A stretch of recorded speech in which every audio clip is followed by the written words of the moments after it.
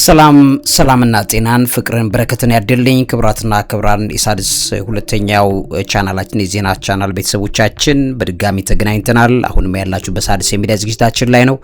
እንግዲህ በዛሬው ፕሮግራሜ ላይ ሶስት በጣም አንገብጋቢ መረጃዎችን ነው ያያዝኩላችሁ። በጣም ጠቃሚዎች ናቸው። እነዚህን ፕሮግራሞች እንድትከታተሉ ጋብዛለሁ። የመጀመሪያው ሐሳብ በኦሮሚያ ክልል ምስራቅ አርሲ ዞን መርቲ ወረዳ ፈረቅሳ ቀበሌ የተፈጸመው ጥቃት አለ እንደምታዩት ማለት ነው። እንደሰማችሁት የካቲት 17 2018 ዓመተ ምህረት ኦልሞስት ከአንድ ቀን ቀደም ብሎ እንግዲህ ከምሽት ጀምሮ የተፈጸመ ጥቃት ነው። በዛም ሰዎች ተገለዋል እንደሰማችሁት። ይሄ ጉዳይ ከቀን ወደ ቀን በዚህ ዙሪያ ላይ ያለው ነገር ትኩረት አግኝቶ በጣም ቁጣ የሚያስነሳ ጉዳይ ሆኗል። ይሄን በተመለከተ መጠነኛ መረጃ አካፍላችኋለሁ። አፕዴት የሚያደርጉ መረጃዎች አሉ፣ እነዛን አካፍላችኋለሁ።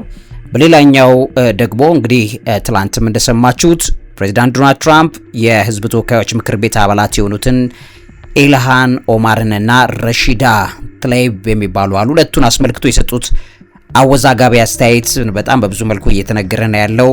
ስለዚህ በትሮዝ ገጻቸው ላይ ባሰፈሩት ጽሁፍ ሁለቱም የዲሞክራት ተወካዮች ከወጡበት ቦታ ሊመለሱ ይገባል፣ ወደ መጡበት ሀገር ዲፖርት ሊደረጉ ይገባል የሚል ነገር ተናግረዋል።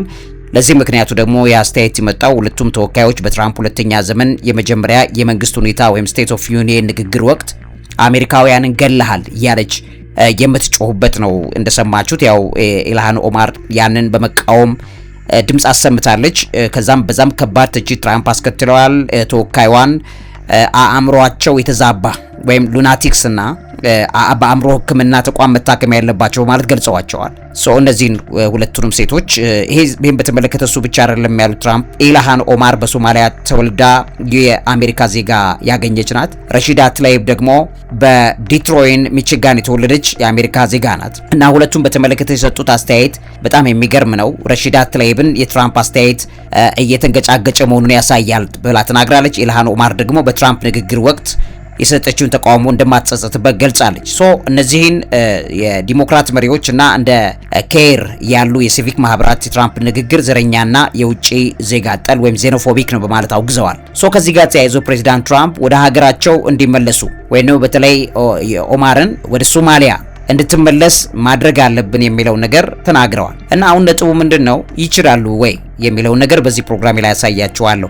ፕሬዚዳንት ትራምፕ ሴትዮዋን ወደ ሶማሊያ መመለስ ይችላሉ ወይ? እንደምታውቁት ትራምፕ ከዚህ ቀደም በ2019 ዓ.ም በተመሳሳይ መልኩ ተራማጅ ወይም ፕሮግሬሲቭ የሆኑ የምክር ቤት አባላት ወደ ሀገራቸው እንዲመለሱ ተናግረው እንደነበረ ይታወሳልና ይሄ ነገራቸውን አጠነካክረዋል። ቂም በቀል አድርገው ይችን ሰው ወደ መጣችበት ሶማሊያ መመለስ ይችላሉ ወይ?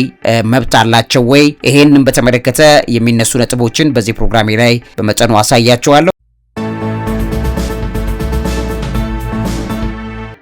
ሶስተኛውና ከዛ መጀመሪያው ደግሞ በጣም የሚገርም መረጃ ነው። ይሄውም እንግዲህ የተባበሩት አረብ ኤሚሬትስ የሶማሌላንድን በተመለከተ በዝምታ እውቅና እየሰጠች ነው ያለችው እና እውቅናውን በተመለከተ ያደረገችው ነገር አለ። ይሄ ያደረገችው ነገር በጣም ብዙ ልዩነት ሊያመጣ የሚችል ነው በማለት እየተነገረ ይገኛል። ስለዚህ በዝምታ ወይም በጸጥታ ለሶማሌላንድ እውቅና ሰጥታለች፣ በይፋ ነው ያላደረገችው የሚለው ምልክት አለ። ምንድነው ይሄ ጉዳይ? ከምን ጋር ሊያያዝ ይችላል ከሚለው ፕሮግራም ሐሳብ ማለት ነው ፕሮግራሜን እንጀምራለሁ። ይሄን ፕሮግራም ላይክ አድርጉ፣ ሼር አድርጉ፣ ለብዙ ሰዎች ብታዳርሱልን በየጊዜውም ደግሞ መረጃ ይደርሳቸዋል። መምህርና ጋዜጠኛ አብይ ይልማ ነኝ። እንግዲህ ክብራትና ክብራን የሣድስ ቤተሰቦቼ የተባበሩት አረብ ኤሚሬትስ ሶማሌላንድን በዝምታ እውቅና የሰጠች ነው የሚሉ ነገሮች እየተወሩ ነው። ይሄ ጉዳይ ምንድነው የሚለውን በተመለከተ የፓስፖርት ተቀባይነት ነው። እንግዲህ የተባበሩት አረብ ኤሚሬትስ የሶማሌላንድን ሪፐብሊክ ፓስፖርት በኤሌክትሮኒክስ ቪዛ ስርዓቷ ወይም በኢ-ቻናል በይፋ ማካተቷን ተናግራለች። በሚገርማችሁ ሁኔታ እንግዲህ ለባለቤቶቹ ቪዛ መስጠቷን ቀጥላለች ማለት ነው። አንዱ ትልቅ ምልክት ተደርጎ እየተወሰደ ነው ያለው። ይሄም እሱ ብቻ አይደለም ያለው፣ አብሮ ጎን ለጎን ደግሞ ኤሚሬትስ ለሶማሌላንድ ፓስፖርት እውቅና ሰጥታለች። ከዛ ጎን ለጎን ግን በሶማሊያ ዜጎች ላይ ደግሞ የቱሪስትና የስራ ቪዛ እገዳ መጣሏ ተገልጿል። በእነዚህ ሳምንታት ውስጥ እየተወሩ ያሉ ነገሮች በጣም እየጎሉ እየመጡ ያሉ ነገሮች ነው ወይ ይሄ ነገር ምንድነው ግን እያሉ ለሚጠራጠሩ ሰዎች ማረጋገጫ የሚሆኑ ነገሮች ነው እየተሰሙ ያሉት። ስለዚህ ይሄንን በተመለከተ እንደሚታወቀው በታህሳስ 2025 ዓ.ም እስራኤል ለሶማሌላንድ እውቅና ስትሰጥ 21 የአረብና እስላማዊ ሀገራት ድርጊቱን በጋራ አውግዘዋል እና የተባበሩት መንግስታት የተባበሩት አረብ ኤሚሬትስም ግን ዝምታዋን እንደመረጠች ይታወቃል። ይሄ ጉዳይ ይሄን ማድረጓ ማለትም ለሶማሌላንድ ዜጎች ፓስፖርታቸው እውቅና መስጠቷ በቃ በአጠቃላይ ለሀገሪቱ እውቅና ሰጥታለች ማለት ነው የሚለው ነገር በአረብ ሀገራት ላይ በከፍተኛ ደረጃ መነጋገሪያና ቁጣ መቀስቀሻ እየሆነ እንዳለ እየተነገረ ያሉ ነገሮች ናቸው። እንደምታውቁት እንግዲህ በዱባይ መንግስት ባለቤትነት የሚተዳደረው ዲፒ ወርልድ የሚባለው አለ በበርበራ ወደብ ላይ በቢሊየን የሚቆጠር ዶላር ኢንቨስት በማድረግ ወደቡን እያዘመነ ነው የሚገኘው። ይሄን ወደብ በተመለከተ ከኢትዮጵያ መንግስት ጋር አብሮ ለመስራት በጣም ረጅም ርቀት እየተካሄደበት እንደሆነ ታውቃላችሁ። ኤሚሬትስ እንግዲህ በበርበራ ስትራቴጂካዊ የሆነ የኤደን ባህረ ሰላጤ አቅራቢያ ወታደራዊ የባህርና የአየር ኃይል ሰፈር በመገንባት ላይ ነው የምትገኘው እና ይሄን ጉዳይ በተመለከተ እዚህ አካባቢ ላይ ያሉ ጉልበት አለን የሚሉት ወይም ጉልበት እንፈልጋለን የሚሉት ሀገራት በጠቅላላ ሳዑዲ አረቢያንም ግብጽንም ጨምሮ ኳታር ማናት ቱርኪንም ጨምሮ በፍጹም የዚህ ጉዳይ ተቃዋሚዎች ናቸው። ምክንያቱም እዚህ ቦታ ላይ ዩናይትድ አረብ ኤሚሬትስ ከፍተኛ ኃይል እንዲኖራት አይፈልጉም። ነገር ግን ይቺ ሀገር ደግሞ በማንኛውም ዋጋ በሚከፈል ዋጋ እዚህ ቦታ ላይ የጦር ኃይልና አቅም እንዲኖራት ትፈልጋለች። ኢትዮጵያም በዚህ ቦታ ላይ የባህር በርና የጦር አቅም ኃይል እንዲትገነባ እየረዳች ነው። እነዚህ ነገሮች በእነሱ አካባቢ ላይ በጣም ብዙ ምቾት ያሳጡ ወሬዎች እንደሆነ ይታወቃል እንደምታውቁት ማለት ነው።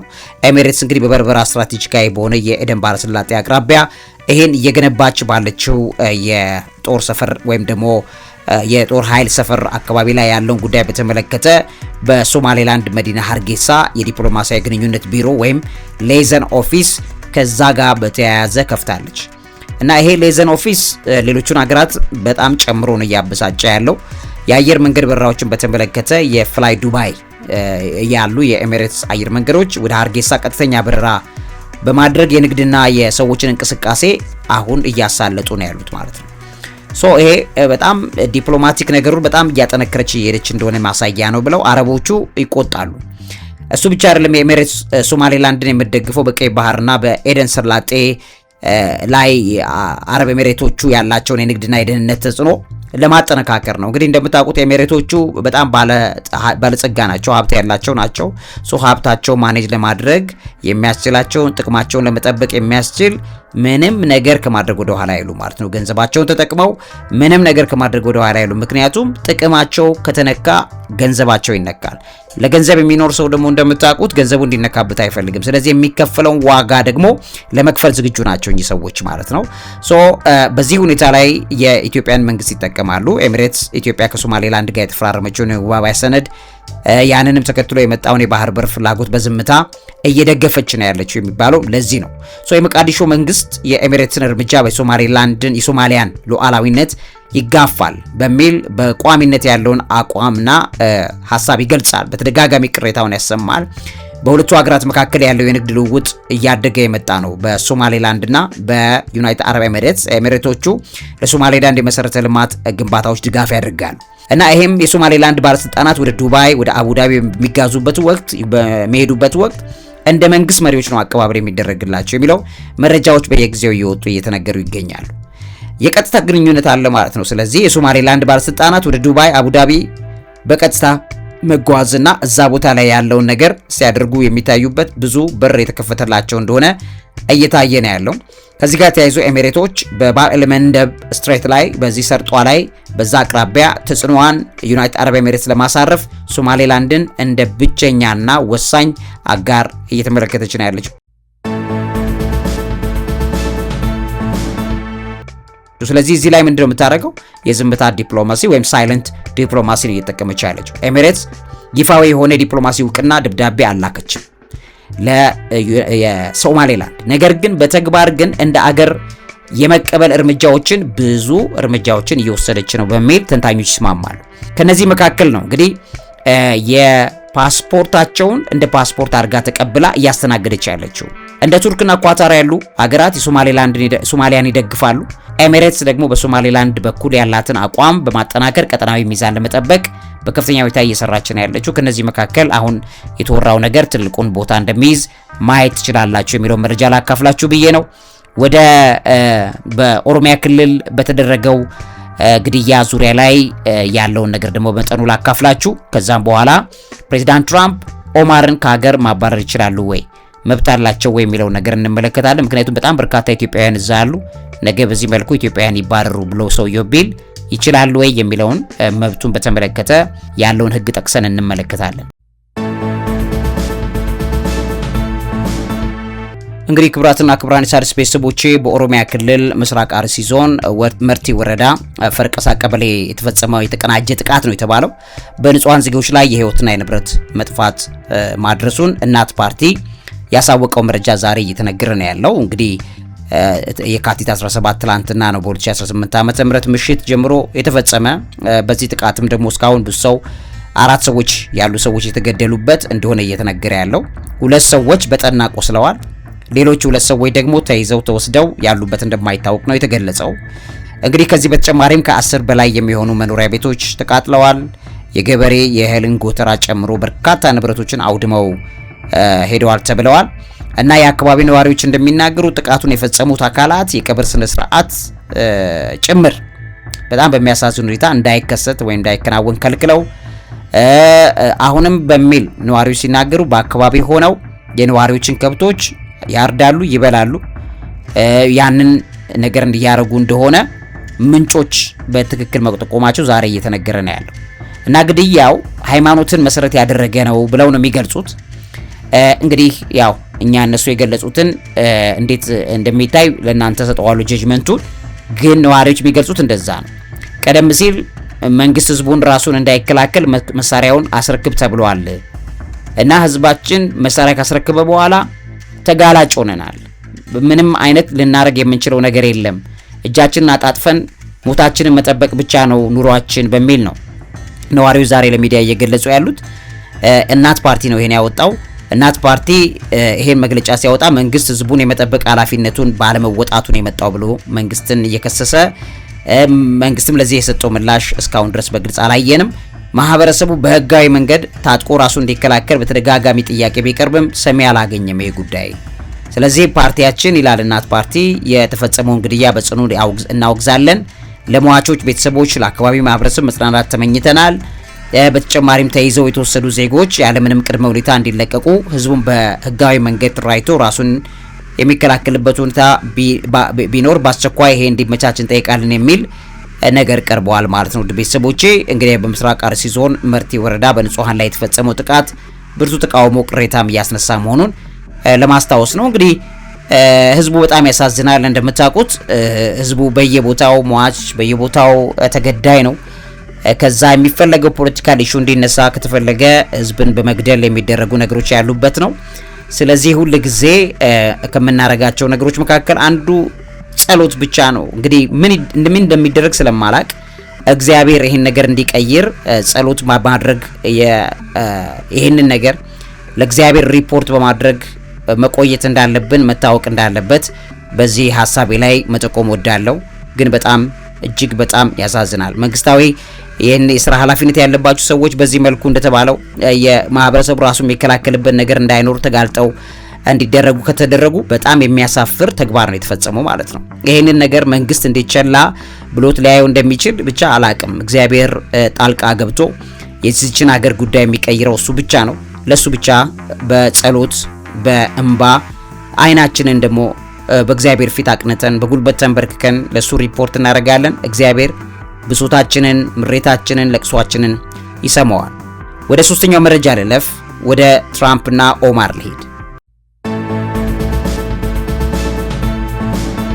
እንግዲህ ውድ ቤተሰቦቼ የፕሬዚዳንት ትራምፕ በኢልሃን ኦማር ላይ የጀመሩትን የቃላት ጦርነትና ተያያዥ የህግ ሁኔታዎችን የሚመለከቱ ነገሮችን በተመለከተ ማየት ያስፈልጋል። ይሄም የሚያስፈልግበት ዋነኛው ነገር እንግዲህ ያው እንደሰማችሁት እቺ ሴትዮ መጠረዝ አለባት ወይም መላክ አለባት የሚለውን ነገር ተመልክቶ ሴትዮዋ የምትላክ ከሆነ ወደ ሶማሊያ በጣም በርካታ ኢትዮጵያውያን ደግሞ እዛ ይኖራሉ። ስለዚህ ነገ ከኢትዮጵያውያን ጋር እንዲህ አይነት ጠብ ቢመጣ ወደ ኢትዮጵያውያን ዲፖርት ሊያደርግ የሚችል አሜሪካ ዜግነት ያላቸው ኢትዮጵያውያን እንዲመልሱ የሚችሉበት ህግ አላቸው ወይ አሜሪካዎቹ የሚለውን ነገር ነው እዛ ውስጥ እንድናይ የፈለጉት። እንግዲህ ኢልሃን ኦማር ሶማሊያ ተወልዳ በፈረንጆቹ 2000 ዓ.ም የዩናይትድ ስቴትስ አሜሪካ ዜግነት ያገኘች ሰው ናት። እንደ አንድ ዜጋ በአሜሪካ ህገ መንግስት መሰረት በማንኛውም የተፈጥሮ ዜጋ ወይም ኔቲቭ ቦርን የሚያገኘው አይነት መብትና ጥበቃ ነው የምታገኘው። ሶ ዲኖትራላይዜሽን አለ። እንደሚታወቁ የዜግነት መነጠቅ የሚባል ነገር አለ። አንድ ዜጋ ዜግነቱ ሊነጠቅ የሚችለው በዜግነት አሰጣጥ ሂደት ላይ ሆን ተብሎ የተደረገ ማጭበርበር ወይም ፍሮድ በፌዴራል ፍርድ ቤት ሲረጋገጥ ብቻ ነው የሚለው የሀገሪቱ ህግ። ስለዚህ ትራምፕ ኦማርን በጋብቻም ሆነ በገንዘብ ማጭበርበር እየከሰሳት ያለው ለዛ ነው። እስካሁን በህግ የተረጋገጠ ማስረጃ አልቀረበባትም። ነገር ግን ትራምፕ እያደባላት ነው ያለው የሚለውን ነገር በተመለከተ ነው እየተሰራ ያለው። የሚፈራውም እዛ ላይ ያለ ነጥብ ነው። በየካቲት 2026 የትራምፕ የፍትህ ሚኒስተር ወይም ዲኦጄ የኦማርን የፋይናንስ ሁኔታ እንዲመረምር ታዟል። ያም ሌላ አንድ ጉዳይ ነው በሷ ዙሪያ ላይ እየተነሱ ካሉ ነገሮች መካከል። እንግዲህ ከሀገር የማስወጣት ዛቻን በተመለከተ ትራምፕ ኦማር ወደ መጣችበት ሶማሊያ መመለስ አለባት የሚሉ ንግግሮችን ደጋግመው ነው የሚናገሩት። ስቴት ኦፍ ዩኒየን ግጭትን በተመለከተ አሁን በየካቲት 2026 አሁን ባለው ትላንትና ባለው በትራምፕ ንግግር ላይ ውሸታም በማለት መጮሃቸውን ተከትሎ ትራምፕ ወዲያውኑ መባረር አለባት ብለው እንደተናገሩ ይታወቃል። የአእምሮ ጤና ንግግር ትራምፕ እየተቹበት ያሉት ነው። ዛሬ ትራምፕ ኦማርና ረሺድ የተባለችዋን ረሺዳ የምትባለዋን የአእምሮ በሽተኞች ናቸው በማለት ወደ ሕክምና ተቋም መላክ አለባቸው ሲሉ ነው የተናገሩት። እና እዚህ ጋር የተነሳው ይሄ በጣም ብዙ ትችት ትራምፕ ላይ እንዳመጣ ይታወቃል። ትራምፕ ኦማርን በሶማሊያ ካለው አይሲስ ጋር ለማያያዝ የሚሞክሩ ጥያቄዎችን በማህበራዊ ሚዲያ ሰንዝረዋል። እና ከዚህ ጋር ተያይዞ የዜጎች መብት አለ። የአሜሪካ ዜግነት ያለው ሰው በቀጥታ ዲፖርት ሊደረግ አይችልም። መጀመሪያ ዜግነቱ በረጅም የህግ ሂደት መነጠቅ አለበት ነው የሚለው የሀገሪቱ ህግ። ፕሬዚዳንቱ ብቻቸውን የዜግነት ሰርቲፊኬትን የመሰረት ስልጣን የላቸው። ውሳኔው የፌዴራል ዳኛ መሆን አለበት ነው። ከዛ ጋር ተያይዞ የመናገር ነጻነትን በተመለከተ ፖለቲካዊ ንግግር ወይም ትችት ዜግነትን ለመንጠቅ በቂ ህጋዊ ምክንያት እንደማይሆን በአሜሪካ ያለው ህግ ይናገራል። ኦማርን ከምክር ቤት የማስወጣት የሁለት ሶስተኛ የአባላቱ ድምጽ ያስፈልጋል ማለት ነው። ይሄ ብሬናን ሴንተር ፎር ጀስቲስ የሚል አንድ ተቋም አለ እና እዛ ላይ ወጣውን መረጃ ብታዩት ከዚህ ጋር በተያያዘ ምላሽ ይሰጣቸዋል። ኦማር በትራምፕ ንግግሮች ምክንያት ህይወቷ ለአደጋ እንደተጋለጠና የደህንነት ጥበቃ እንደሚያስፈልጋት ነው እየገለጸች ያለችው። በጥር 2026 የሚኒያፖሊስ በነበረ ስብሰባ አንድ ግለሰብ በኦማር ላይ ያልታወቀ ፈሳሽ በመርጨት ጥቃት አድርሶባት እንደነበረ ይታወቃል። በትራምፕ አስተዳደር የሚወሰዱ የኢሚግሬሽን እርምጃዎች ምክንያት በሚኒሶታ የሚኖሩ የሶማሌ ተወላጆች ከፍተኛ ፍርሃት ውስጥ ነው ያሉት። እንደሚታወቀው ከዚህ ጋር ተያይዞ የትራምፕ አስተዳደር ዜግነትን የመንጠቅ ወይም ዲናቹራላይዜሽን ላይ ሂደትን ለማጠናከር አዳዲስ መመሪያዎችን እያወጣ ነው። በዚህም የተነሳ ደስካም አዋጅ የሚባል አለ። ሪፐብሊካኖች የዜግነት መነጠቅ ምክንያቶችን የሚያሰፋ አዲስ ህግ ለማውጣት እየሰሩ እንዳሉ የሚናገር ነው። ከዚህ ጋር ተያይዞ በዚህ ውስጥ ይችን ሴት ለማጥቃት የተደረገ በጣም አደገኛ ነገር እየተሰራ ነው ያለው እየተባለ ነው። ሊያደርግ የሚችሉበት ነገር በዚህ በሪፐብሊካን የዜግነት መነጠቅ ምክንያቶች የሚያሰፋ አዲስ ህግን በተመለከተ የሚወጣና የሚጸድቅ ከሆነ በከፍተኛ ሁኔታ ከሚጠቁ ሰዎች መካከል አንዷ ኦማር ናት። ትራምፕ እንግዲህ ሰዎችን ወደ ሶስተኛ ሀገር ለምሳሌ እንደ ሩዋንዳ አይነት ለመላክ ቢሞክሩም ፍርድ ቤት ይህንን ተግባር ህገወጥ ብሎታል። እንደሰማችሁ ሰሞኑን በሚኒሶታ የፌዴራል ወኪሎች ወይም አይሲኢ የሚባል ቁጥር እንዲጨምር እዛ ላይም ደግሞ ጠንከር ያለ የፍተሻ እርምጃ እየተወሰደ ነው ያለው። ጋርዲያን የዘገበው ዘገባ ላይ ማየት ትችላላችሁ። ከዛ ጋር ተያይዞ እንግዲህ የዲሞክራቶች ተቃውሞ አለ። እንደ ሐኪም ጄፍሪስ ያሉ መሪዎች የትራምፕ ንግግር ዘረኝነትና ጥላቻ ንግግር ያለበት ነው በሚል ዘልፈዋል እና ኦማር ትራምፕ የራሳቸውን ውድቀት ለመሸፈን በሷ ላይ እንደሚያተኩሩ ገልጻለች። የሪፐብሊካኖች ድጋፍ አለ። አንዳንድ ሪፐብሊካኖች ኦማር ለሀገሪቱ ታማኝነት የላትም በሚለው ነገር ላይ ከምክር ቤት ኮሚቴዎች እንድትወገድ ግፊት እያደረጉ ያሉበት ነገር በትክክል ሚዛን እየደፋ ነው ያለው። እንደገና ኦማር የምትባለው ሰው ሌሎቹንም ተመሳሳይ ዜጎች በአሜሪካ ላይ መጥቶ የገቡ ሰዎችን ሞር ትዕቢተኛ እንዲሆኑና በሪፐብሊካኖች ላይ ትዕቢት የተሞላበት ተግባርና ሁኔታ እንዲፈጥሩ እያደረጉ ነው ያሉት የሚለው ነገር ቀጣይ ዜግነት ለመስጠት በጣም አስቸጋሪ የሚሆነውን ሕግ ለማጠንከር የሚኬዱበት መንገድ ከዚህ የተወለደ እንደሆነ ታያላችሁ። ጉዳዩ በአሜሪካ ማህበረሰብ ውስጥ ከፍተኛ የሐሳብ ክፍል ፈጥሯል። የዜግነት መነጠቅ ሂደትም ረጅም ዓመታት ሊፈጅ እንደሚችል እንዲሁም በፖለቲካ በቀል ብቻ ሊከናወን እንደማይችል ያስረዳሉ። ነገር ግን አሁን እያወጡ ያሏቸው ህጎች በትክክል እንደ ኦማር ያሉ ሰዎችን መሰረት በማድረግ እንደ ሊሰራ የተፈለገው ነገር ኢልሃን ኦማርና መሰል ሰዎችን ከሀገር ዲፖርት ለማድረግ የሚያስችል እነሱ ላይ እንኳን ማድረግ ካልቻሉ ቀጥሎ የሚመጣውን ማንኛውም ሰው በዚህ ደረጃ ላይ ሊከስ የሚችል ህግ እየሰሩ ነው በሚል ፖለቲኮ በደንብ አድርጎ ተንትኖ ታስቀምጡታል። በተለይ ትራምፕ escalates feud with ኢልሃን ኦማር appears to suggest በሚል ያስቀመጠው አንድ ትንተና አለ። እነዛ ላይ ገብታችሁ ማየት ይችላላችሁ። እነዚህ ነገሮች ኢትዮጵያውያንም የሚኖሩበት ቦታ ስለሆነ ይሄንን በተመለከተ መረጃዎችን ሰብስቤ ላካፍላችሁ ብዬ ነው። ለዚህ አእምሮ ምግብ አዘጋጅና አቅራቢ መምህርና ጋዜጠኛ ዐቢይ ይልማ። እውቀት ታላቁ እግዚአብሔርን ታከብራለች።